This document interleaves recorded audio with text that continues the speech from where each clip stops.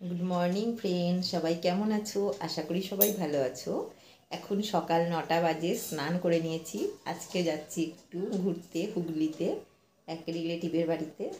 অনেক দিন ধরেই যাওয়ার ইচ্ছা, কিন্তু আজকে ফাইনালি যাচ্ছি। আজকে আমার কিচেনটা পুরোপুরি বন্ধ, দেখো ফাঁকা ফাঁকা লাগছে একদম।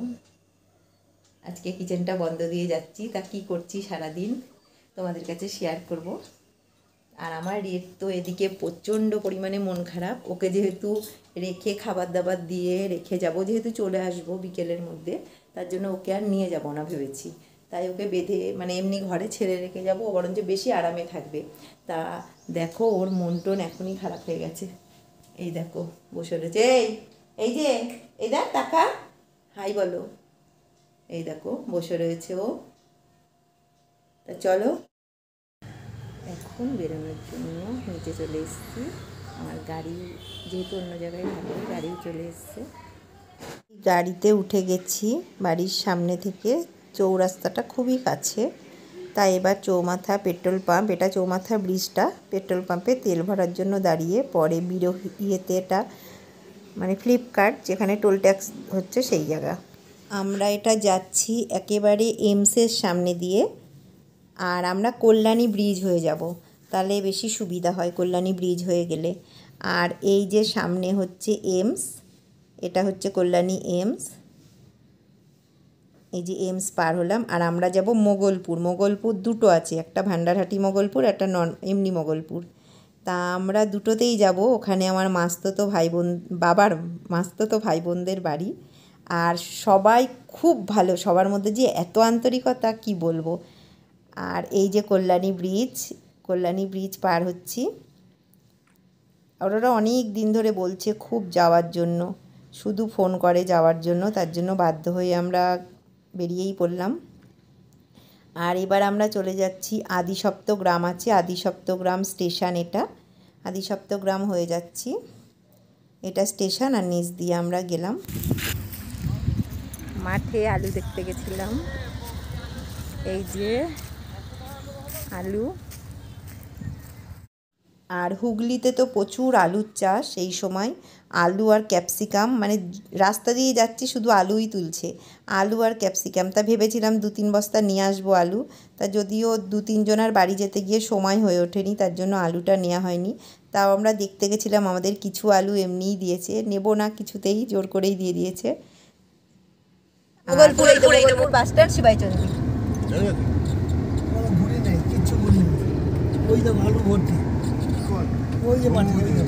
ওখানে জিজ্ঞাসা করতে পারছে। আমরা এই মাঠের ভেতর দিয়ে রাস্তায় একটা দাদার বাড়ি যাওয়ার, আর দাদার ঘরের পেছনেই শিবাইচন্ডী স্টেশন। আমরা যখন দূরপাল্লা ট্রেনে গয়া তারপরে দিল্লি যাই, তখন ওইখান দিয়েই দূরপাল্লার ট্রেনগুলো পাস হয়। আর দাদা আর বৌদি এখানে থাকে, যদিও আর দাদার ছেলে তো থাকে টালিগঞ্জে।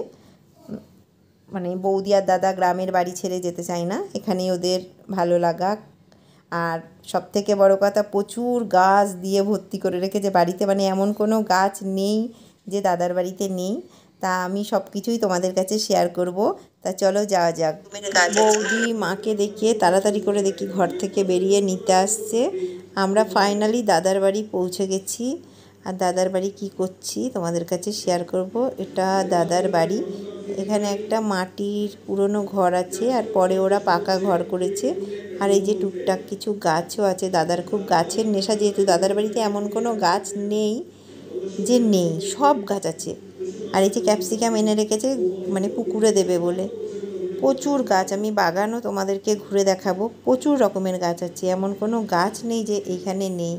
তারপর দাদা পুকুর থেকে মাছ ধরেছিল, আর মাছও খুব বড় বড়। আমরা পেঁপে পেরে নিয়ে এসেছি। সুন্দর বাগান, এখান থেকে আমি গরম চা নিয়ে গেছিলাম আগে। পুরো মাঠ আর মাঠ। দেখো আমরা যেখানে এসেছি এটা হচ্ছে হুগলি মোগলপুর, এই জায়গাটার নাম হচ্ছে মোগলপুর। এই যে পেছনে পুরো আলু ক্ষেত, এই যে পেছনে পুরো আলু ক্ষেত।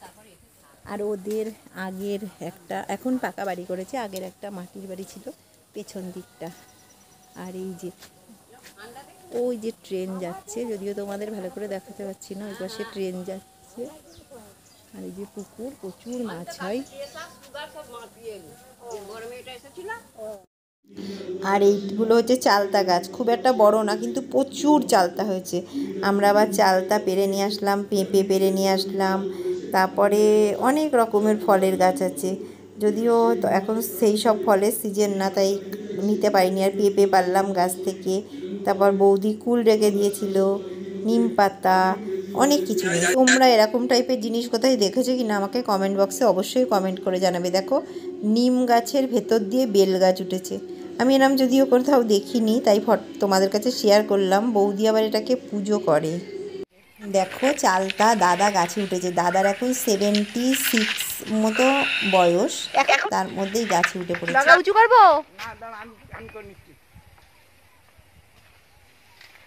উঁচু করে দিই আমি। কোথা দিয়ে?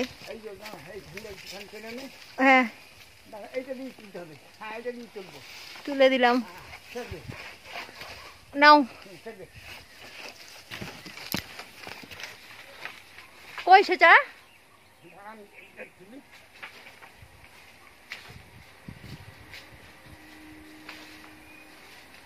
ও ওই যে ওপরে, অনেক ওপরে। হ্যাঁ আছি, এটা আচার করলে হেভি লাগবে তোমার। হ্যাঁ গন্ধও বেরোচ্ছে। আর একটা তোমার ওপরে উঠতে হবে না, তুমি যেন ওপরে উঠো না। কই সেটা? দেখতে পেয়েছো? উঠতে পারবে না বুড়ো বয়সে, পরে হাত পা ভাঙবা।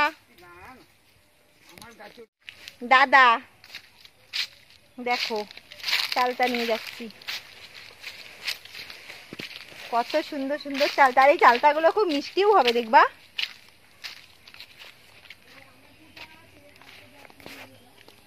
গাছ থেকে যেই পেঁপে পেরেছিলাম সেই পেঁপেগুলো দেখো, আরও পেঁপে আছে, সেগুলো আবার তোলা হয়নি, বাইরে উঠোনের মধ্যে। আমরা এটা যাচ্ছি হচ্ছে মোগলপুরে ছিলাম, আর এখন যাচ্ছি ভান্ডারহাটি মোগলপুর। ওটা আমার বাবার মাস্তুতো বোনের বাড়ি, ওইখানে যাচ্ছি। আসলে আবার কবে আসা না হবে ঠিক নেই, আসা হবে কি হবে না, তার জন্য একবারে কাকা বললো সব ঘুরে। ফাইনালি আমরা বাবার মাস্তুতো বোনের বাড়িতে এসছি। গেটটা পুরো পুরনো দিনের, ওদের বাড়ির সামনেটা মদন মোহনের মন্দির, একদম ঘরের সামনে। আর বট গাছ আছে।